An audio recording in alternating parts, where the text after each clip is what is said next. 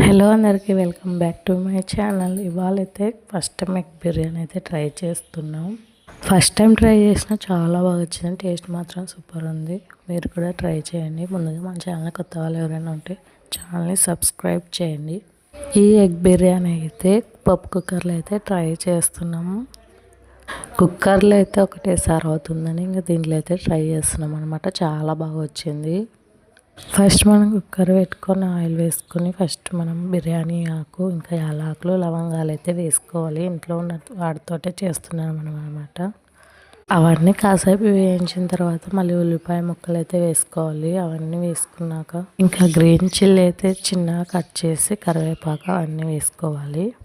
ఉల్లిపాయ ముక్కలు వేయించుకున్న తర్వాత ఇంకా టమాటా మిక్స్ పట్టుకొని పేస్ట్ అయితే అందులో వేసుకొని కాసేపు మగ్గించుకోవాలి. ఇంకా నెక్స్ట్ అయితే ప్యాన్ పెట్టేసుకొని ఉల్లిపాయలు అయితే వేయించుకుంటున్నాం.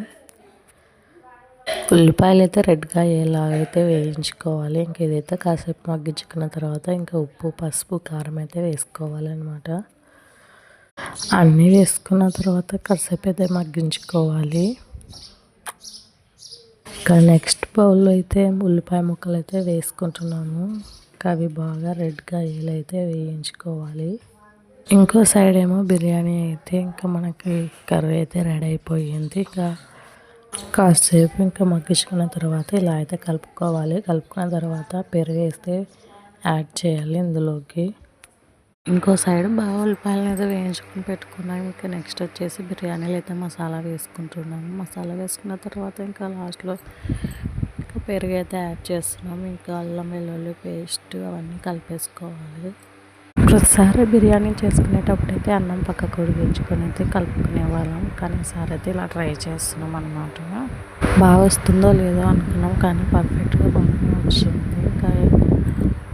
ఇంకా ఇందులో వేయాల్సినవి అన్నీ మిస్ అయ్యాయి కొన్ని, కానీ ఇంట్లో ఉన్న వాటితోనే చేసుకుంటున్నాము. ఇంకా ఫైనల్గా అయితే కొత్తిమీర పుదీనా అయితే వేసుకోవాలి. కర్రీ మొత్తం ఉడికించుకున్న తర్వాత ఒక గ్లాస్ బియ్యానికి 2 గ్లాసులు వాటర్ అయితే వేసుకున్నాము.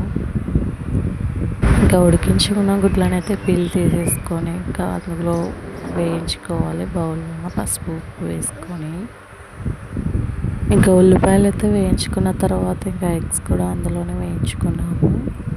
ఇంకా లాస్ట్లో నీళ్ళన్నీ మరిగిన తర్వాత ఇంకా బియ్యం వేసుకొని ఎగ్స్ కూడా అందులోనే వేసుకొని ఇంకా ఆనియన్ కూడా వేసుకోవాలి.